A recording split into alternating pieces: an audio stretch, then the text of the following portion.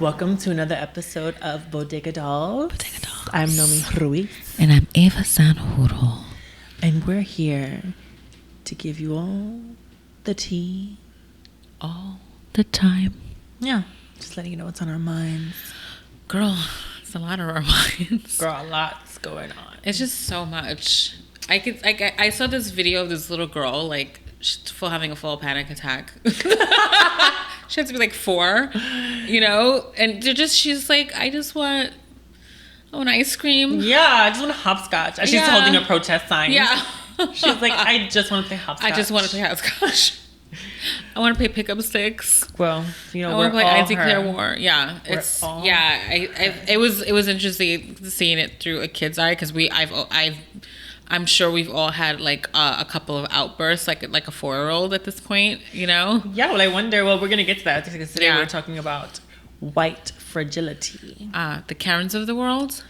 The Karens of the world. The Karens of the world, unite and take over. No, it's kidding. But also, this is all going to tie into like children and how of course they see the world at such a young age, you know, and see how they learn so quickly right away. Yeah, that shit's racist. And it's sad because like it's something that is obviously is instilled through them through parents.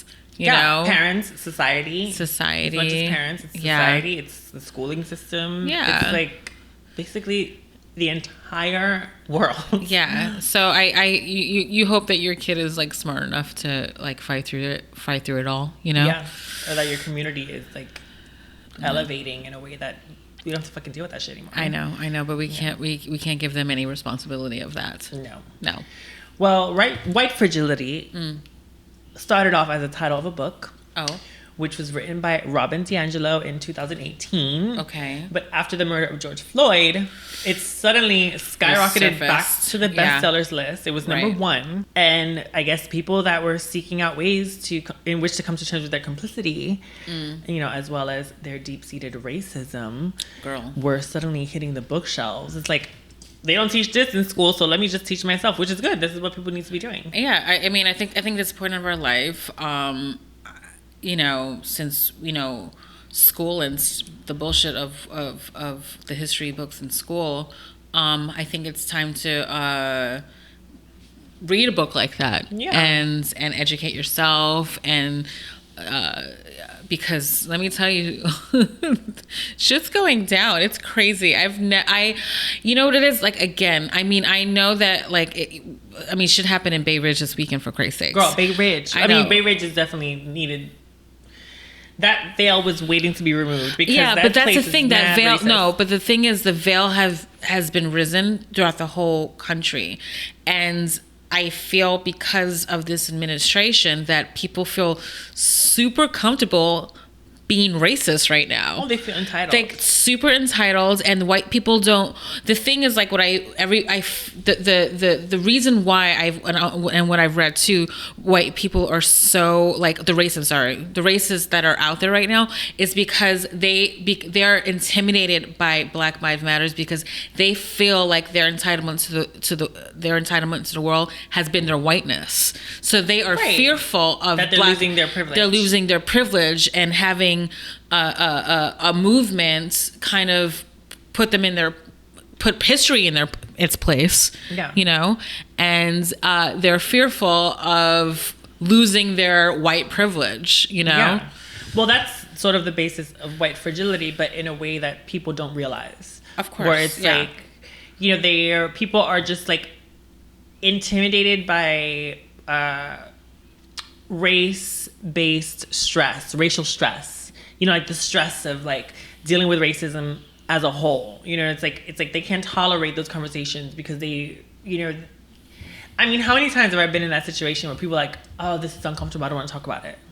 Right. And it's like, okay, but you not wanting to talk about it and you not talking about it and you not dealing with it is your privilege. Problem. Yeah, it's your because like as brown people, as Black people, as trans people, we don't get to pick and choose when we want to deal with it. Oh, hell no.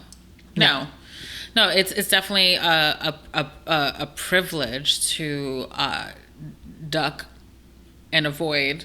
And it's almost like a trained technique in which they learn how to deflect and defend against, you know, any type of like wrongdoing on their behalf. Because, absolutely. And that's the thing that we need to break through, where it's like we all need to deal with the part that we play, because we all play a part in this whole systemic issue. Absolutely. And the thing about White Fragility is that they not only don't want to deal with it, but they then lash out against it. You know, where it's like, absolutely, they become defensive. They are shut it down, shut you down. They start crying, or they get angry, or they get like argumentative, or they just leave the room. Yeah, and it's funny because when I've had conversation like that, when I've been shut down in that exactly what you're talking about, it's because.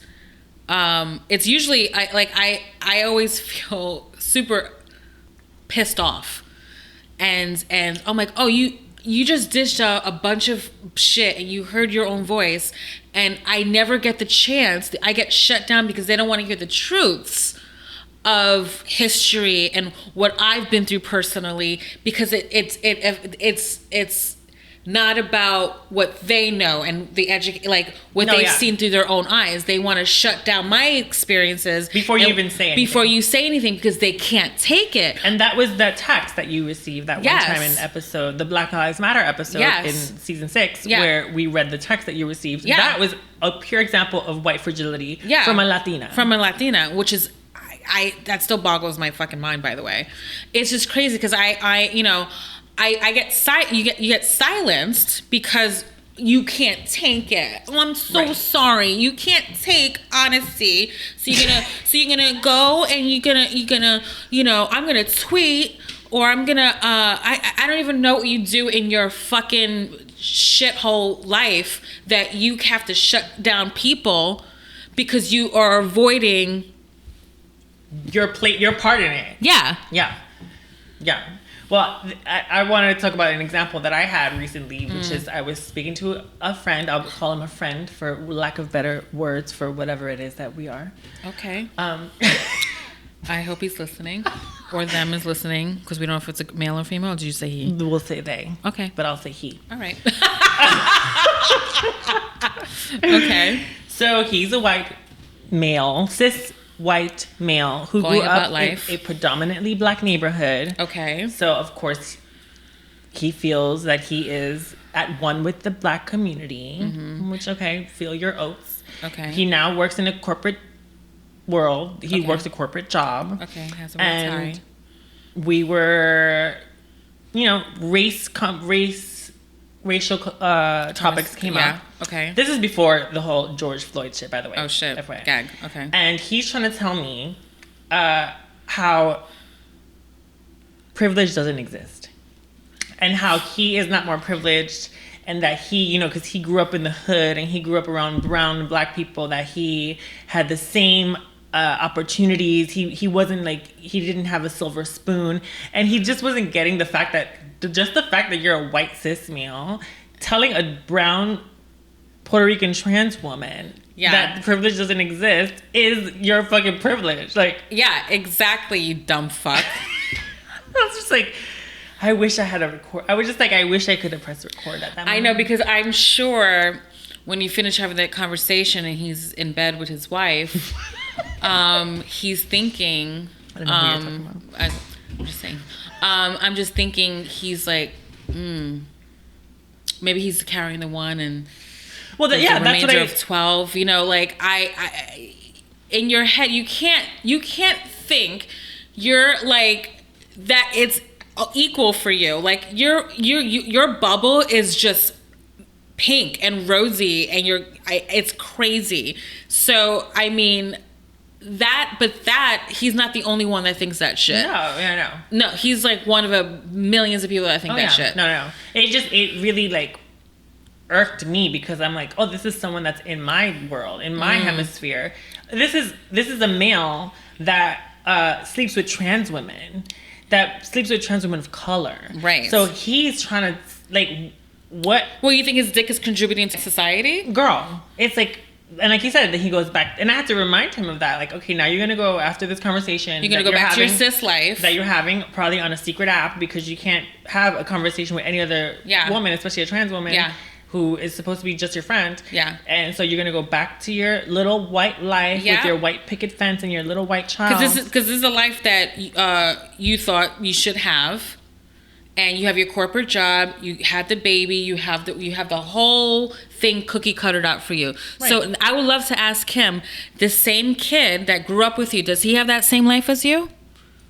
Does he have the same life as you? And even if he did, he would have a different mindset, because it's like, it's just like, you don't think that the position that you have right now is because of privilege. Like, you're quarantining in a house with a backyard and a garden and a front lawn. Like, a white picket fence, bitch. And he's like, anyone else that had the same skills as me would have made it where I am today. No, he's like so male, wrong. Female, black, or white. Really?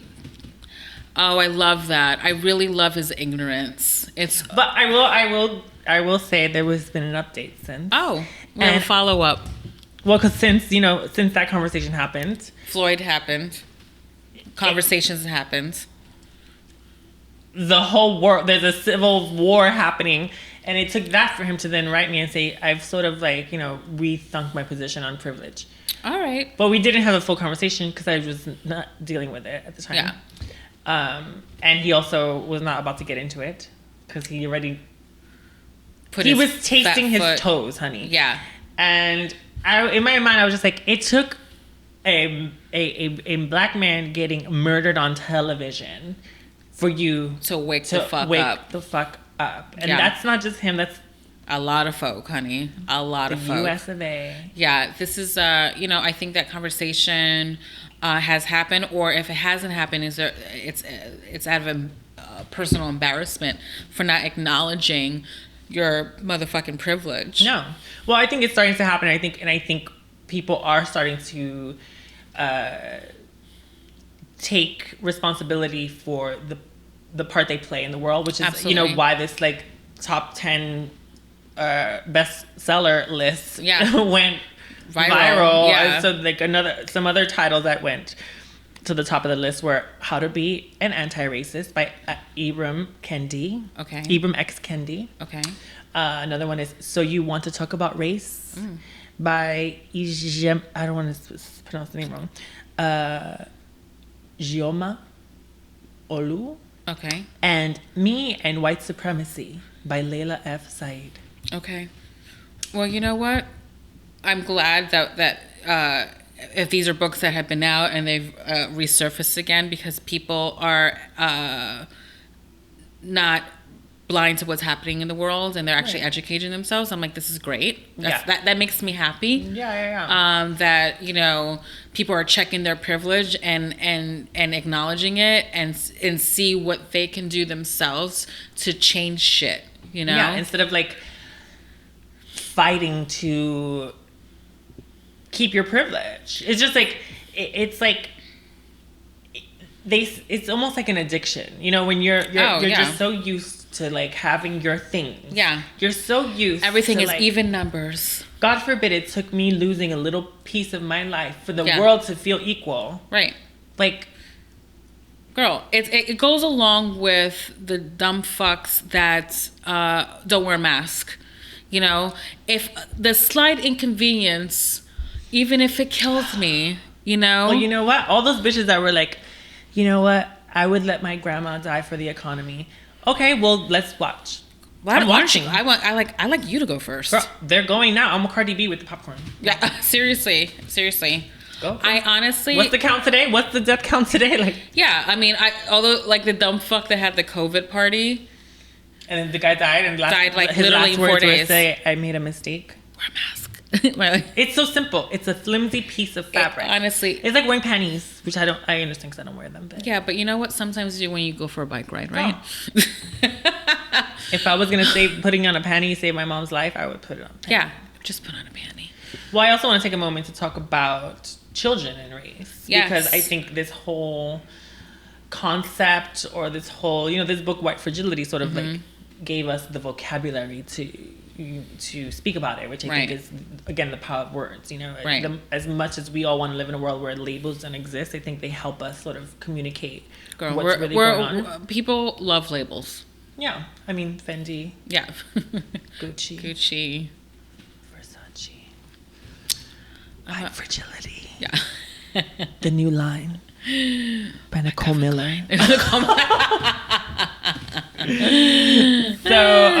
So speaking about children, by the age of 2.5, research has shown children prefer playmates who are of the similar race and gender. Really? And as early as age 3, they start to form judgments about people based on racial differences. Interesting. And I mean, this is also, it's almost like a child's life is mostly spent in school. Right. You know what I mean? Like, so 18 years of your life. Yeah. It's almost like your parents can only do so much, because for the rest of the day, the rest of your life, you're being socialized by the system that is fucking racist. It's a systemic racism. Of course. I mean, like, going back again, like I just said a little while ago, our history books are fucking racist. I was just seeing that online, where it was like they I mean, I already knew that because I read those books. We read those books, and it's like, it just, they speak about slavery like it's just like, you know, it's just like a brush through. Yeah, it's like there were songs about Christopher Columbus. Yeah, fuck Christopher. Yeah, 1892, Columbus sailed the ocean blue. Meanwhile, the back Nina, at the ranch, the Pinta, the Santa Maria. Yeah. Remember that shit? Of course I do. What the fuck? We were singing lullabies about Christopher Columbus coming to kill indigenous people, and bring slaves to the U.S. Girl, there's a lot of songs that you're gonna gag about that are like crazy racist. But don't tell me "Twinkle Twinkle Little Star" is fucking racist. It's about white supremacy. Actually, the Confederate flag. Guess what? Itsy Bitsy Spider. Oh, fuck. That's racist. That's racist. But yeah, I honestly, I don't know. It's just like, I feel bad for kids. Kids are like little sponges, and they're these little like, you know, personalities, and you're right. You're not going to be next to your kid every 20 seconds. You know, 8 hours a day they're at school, right? Right. That's why so we have then the other little asshole kids. Well, it's not just the kids. It's it's just teachers. Yeah. Our teachers. It's the way the schools are segregated, because like schools are like public schools are the mostly diverse. Oh, schools, yeah. Right. Yeah. So then they have, it's like, this was where classism comes into play, because absolutely. Then it's split into smart too. You're and levels of intelligence. Yeah, it's like levels of intelligence. I remember on my PS schools, there was like 4.1, 4.2, 4.3. So it's like, it has to do with your level of education and learning and all that kind of shit. Right. Yeah. Weren't you saying there are buses that take the white kids to go, or the black kids to go out of the way to their school? Like, yeah, it's segregation still exists. It super is. And then like even like charter school, like it's kind of insane how I feel like we're like the kids are conditioned to know that you're here and the other kids are here. Right. You know, like everything is kind of put in your face pretty motherfucking early. And that's what's scary, is when parents are not speaking to their kids about it. You know, maybe they still speak about it when an incident happens, you know, right. But like, you have to know that that's just part of parenting nowadays. Like, you have to teach your kids how to not be racist, right? Like, how to be not only not racist, but against racism. Like, you have to instill that in your child, because that's absolutely not, you can't assume, living in the world and society that we live in, that they're just going to learn that on their own. Because what they're going to learn on their own is what the system's teaching them, and what the system is teaching them is racism, implicit bias, all that shit. Yeah, is just and I feel like there goes that, you know, going back to communication. You know, I think and the power of social media. You know, like. That's another thing. Kids have access. Let's say your parent doesn't talk to you about that. Yeah. Your phone's talking about it at 24 hours a fucking day. And kids have phones at what age? Well, I mean, I would assume. I mean, my first phone. No, we're not talking about us.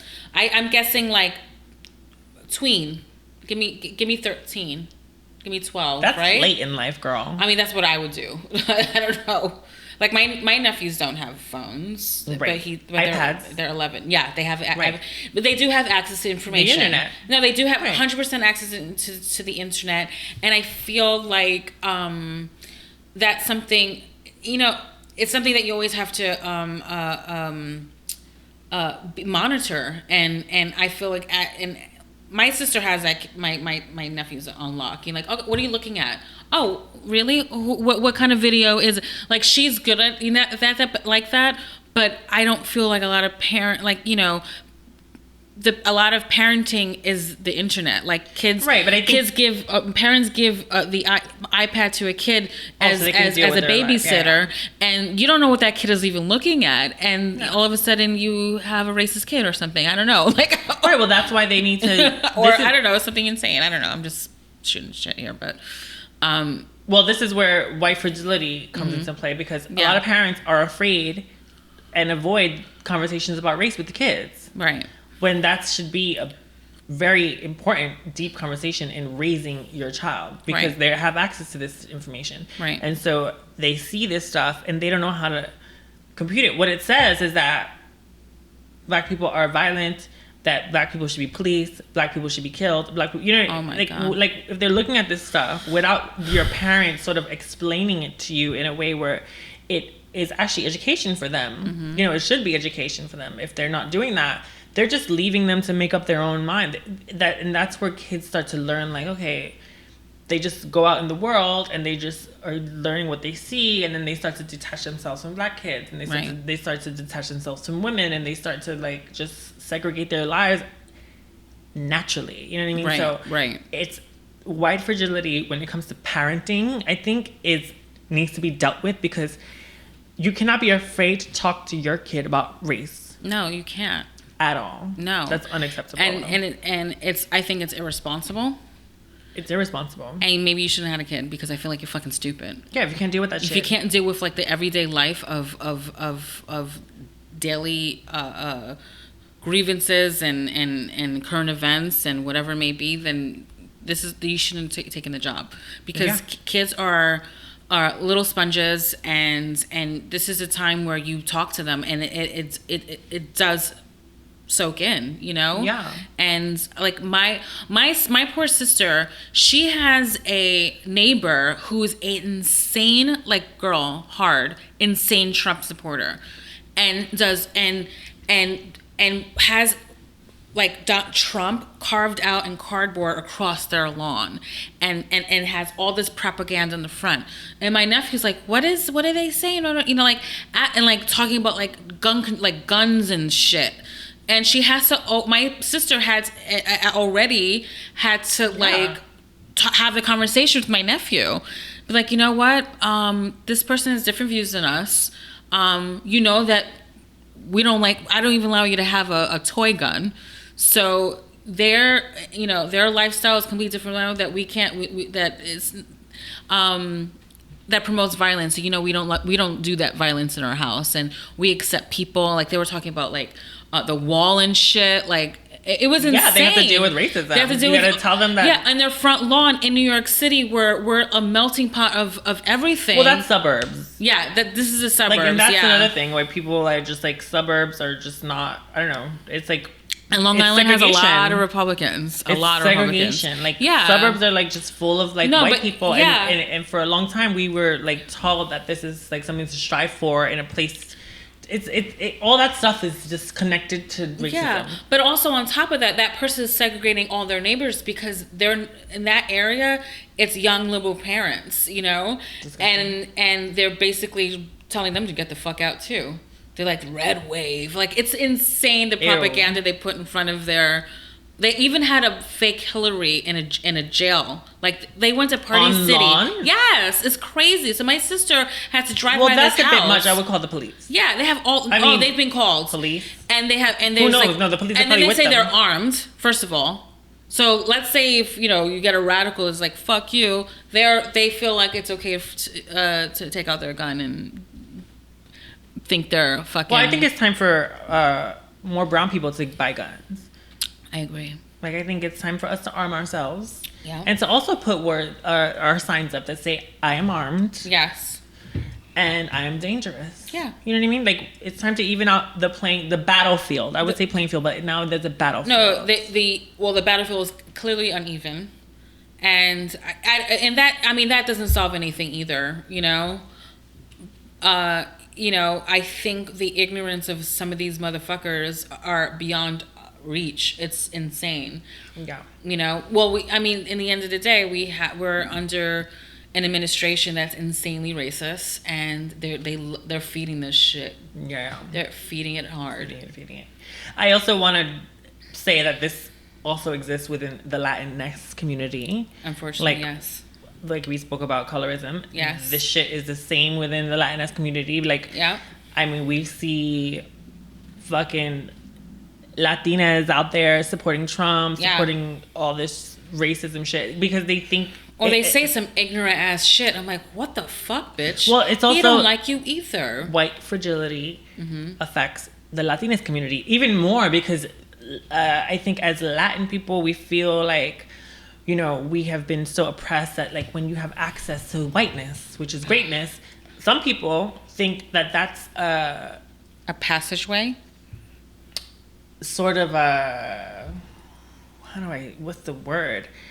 It's just like, oh wow, I have a way out of this life. You know what I mean? Oh, I see what you mean. Like they don't want to fight for their peeps to be a whole with their community. They want the white way out.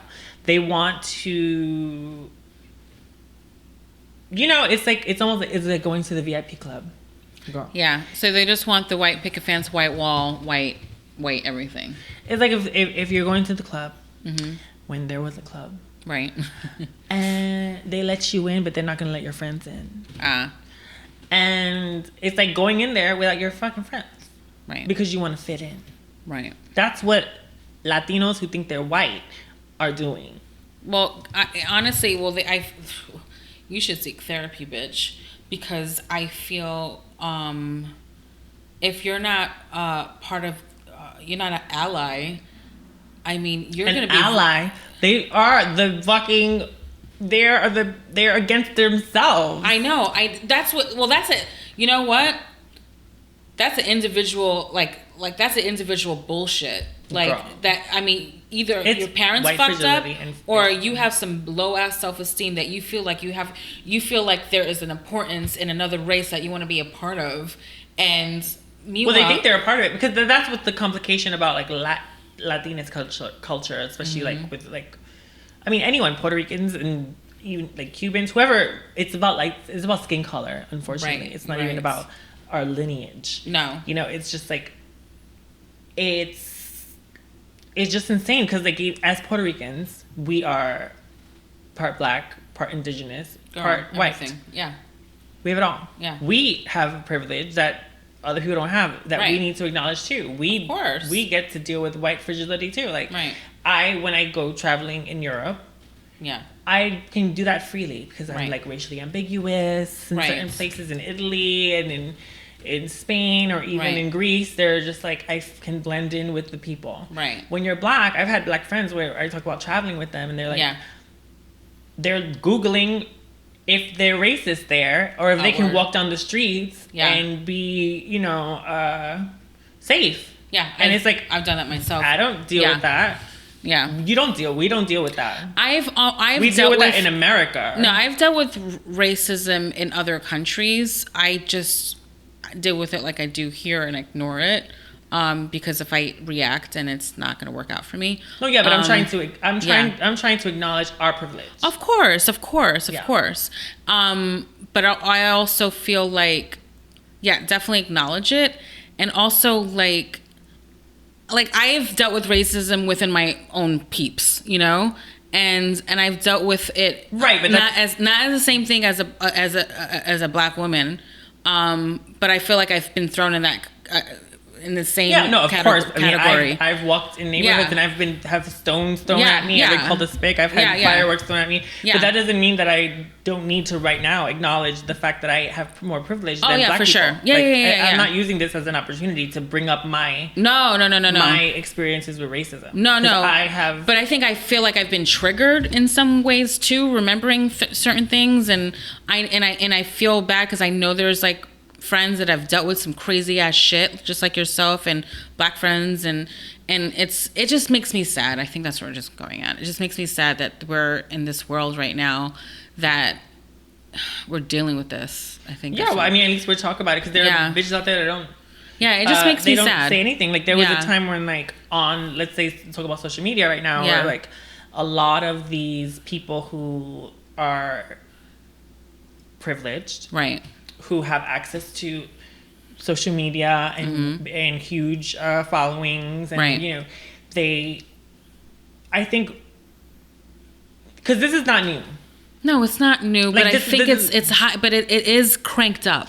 It's a hot topic right now. It's cranked up. It's getting people clicks and likes and blah blah, and that's because I've always talked about this shit. Yeah, because I can't avoid it. Yeah, it just happens to my community. Yeah, and I think it's important to talk about this constantly, especially if I have people listening to me on social media. Like I use it to promote my work and my art, of course, but at the same time I have people's attention, and I've always used my work to bring social issues to people's ears. I feel like you've definitely used your platform for sure, right? But then there are people out there that are afraid to, which I know, and they've always said like, oh, I don't want to talk about that stuff, I don't want to, oh, you're a pussy, I don't want to they're intimidated by bringing politics up into their social media. But now they put a fucking black square. Shit is trending, so they're like they're because of social media, they need to be part of the hashtags. It's like now that it's trending, suddenly they're tweeting about it, posting information about it, and it's like, where were you? I mean, I'm glad you're here. I'm glad you showed up. Like, I'm glad you came to the party. No, I'm glad you're here. I'm glad you're woke. Girl, it took a man deaths. getting murdered on video camera for you to get on there. Meanwhile, this has happened many times, even on camera. Girl, most of our lives. That we've seen, and God knows our parents, and they're, like, it's been a problem for a very long time. It's just that it's heightened even more so because we're under administration that it's promoting violence and segregation, and bigotry. Yeah, and it's almost like we are benefiting from it finally, actually, because it took this for white fragility to come to the surface. Who's Christopher Columbus? He's been canceled. Girl. Along with Nick Cannon. Yeah. I still don't know what to say about that one just yet. This week we gotta check everyone's canceled, but like I feel right now, you got your racists, you got the people that are woke, you got the people that are still trying to figure out if they're, they still haven't figured out like the privilege that they have. They're in denial. Yeah, that's the thing. But I think, I'm going to say, I think I'm really proud of the people that have, like, because it's not easy to acknowledge something that you've benefited from. Like, I don't know if I was benefiting from something where, because we both lived very oppressed. Like, I've been very oppressed in my career and my entire existence. Yeah. If I had access to, like, privilege, I would be like, oh my God, gorgeous. You know what I mean? Like, who knows? I mean, it seems like it's an addiction for people. Right. So it's almost like they're weaning off of the drug. You know what I mean? So it's like, and so I'm gonna not just try to give props. I don't know. What should we give props to people? Like, thank God you finally stopped taking heroin, because now we can all fight against this fucking I'm not giving anyone a gold star right now. I'm not giving shit to nobody. I'm not giving you a fucking gold star just because you got fucking woke. No, but I think it's important that those people realize and acknowledge the fact that they were silent when this was happening. Right. And now you're suddenly making noise because it's trending. Because I think it's important for them to acknowledge that, because in order to dismantle their white fragility. And I also think it's important for them to acknowledge that so that it doesn't happen again. Right. Here's my thing. I wonder if these people that are woke and the fragility, white fragility and all the shit that, you know, it's going to hold up. Like, it's That's not what just, I want to see. I want to see if this shit holds up. I want to see if this shit holds up, because let me tell you something.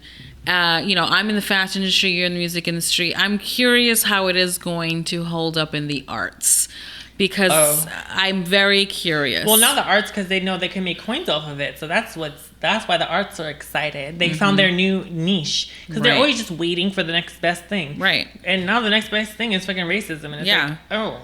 Girl, because like now you want to benefit from it? Yeah, Ew. yeah. I mean, I'm not gonna say no to a check, but like I feel. I mean, a check that